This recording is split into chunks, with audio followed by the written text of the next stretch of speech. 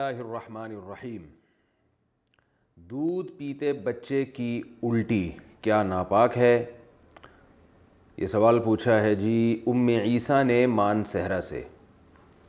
دودھ پیتا بچہ اگر ماں کے کپڑوں پر الٹی کر دے تو کیا یہ کپڑے ناپاک ہو جائیں گے؟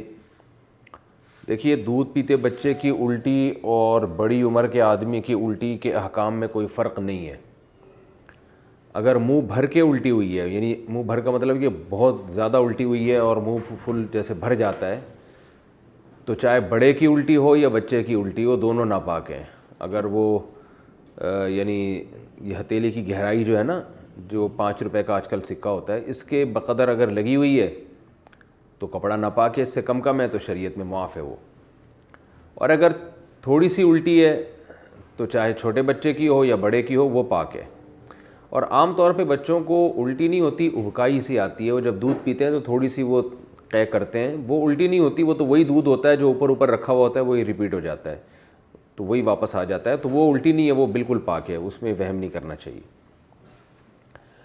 فجر کے بعد سونا کیسا ہے؟ فجر کی نماز کے بعد کیا سونا جائز ہے؟ علی صاحب ملیشیا سے۔ اسلاف میں بہت سے حضرات ایسے گزرے ہیں جن سے فجر کے بعد سونے کی ممانعت منقول ہے۔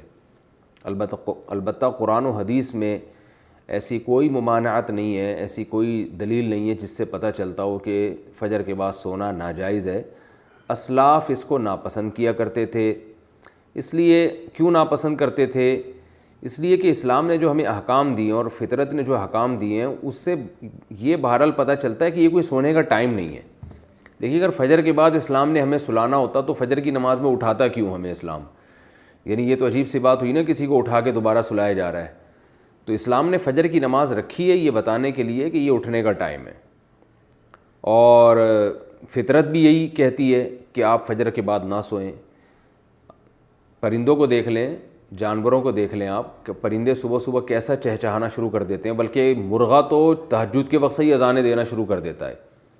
اور آپ صلی اللہ علیہ وسلم نے فرمایا لا تسبوا الدیک فإنہ یؤذن للصلاۃ، مرغے کو برا مت کہا کرو، اس لیے کہ وہ اذان کے لیے، وہ نماز کے لیے جگاتا ہے۔ تو جو فطرت کہتی ہے اسلام وہی کہتا ہے، اور جو اسلام کہتا ہے فطرت وہی کہتی ہے۔ وہ یہ ہے کہ رات کو جلدی سوئیں اور صبح جلدی اٹھیں۔ اللہ تعالیٰ نے ہمیں جو رات ہے نا، قرآن سے پتہ چلتا ہے جعل لکم اللیل لباسا والنوم سباتا، کہ اللہ نے رات کو ہمارے لیے لباس بنایا، نیند کو کاٹنے کا ذریعہ بنایا، اور رات ہمارے لیے سونے کے لیے بنائی ہے۔ دن وجعلنا النہار معاشا، دن میں ہمیں کام کاج کے لیے پیدا کیا اللہ تعالیٰ نے۔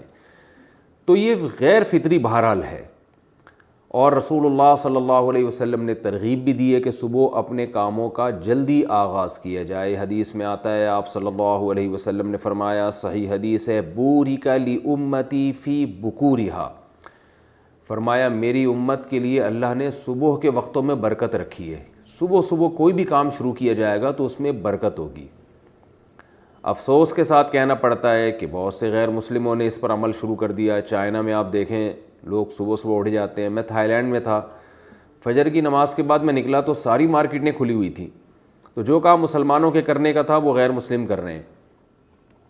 ہاں، البتہ یہ ہے کہ جب آپ رات جلدی سوئیں اور صبح جلدی اٹھ جائیں تو پھر دوپہر کو قیلولہ کریں۔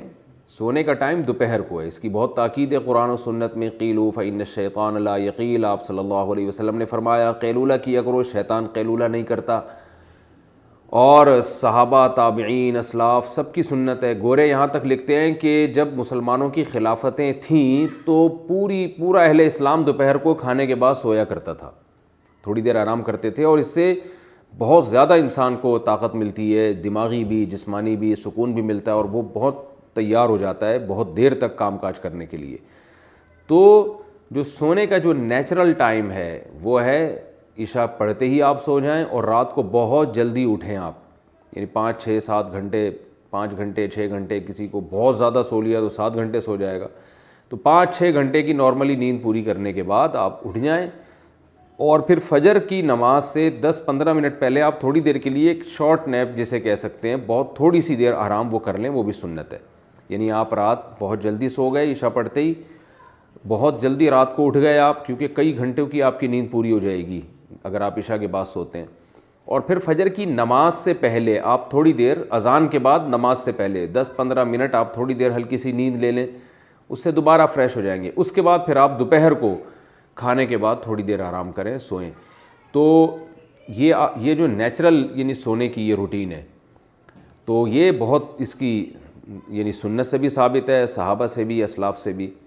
البتہ یہ کوئی فرض واجب نہیں ہے، کیونکہ بعض لوگوں کی روٹین ایسی ہوتی ہے کہ وہ بیچارے رات کو نہیں سو سکتے، ان کے کام نائٹ ڈیوٹی ہے کسی کی، یا کسی کو اسٹڈی کے لیے فرصت ہی اس ٹائم پہ مل رہی ہے، یا اور کوئی ایسا مسئلہ ہے کسی کے ساتھ، تو اس کا کوئی فرض واجب سے تعلق نہیں ہے. تو ایسی کنڈیشن میں اگر کسی کی رات کو نیند پوری نہیں ہو سکتی تو فجر کے بعد بھی وہ سو سکتا ہے، کیونکہ نیند پوری نہ کرنا یہ زیادہ نقصان دہ بنسبت اس کے کہ آپ غلط ٹائم پہ سو کے نیند پوری کر لیں.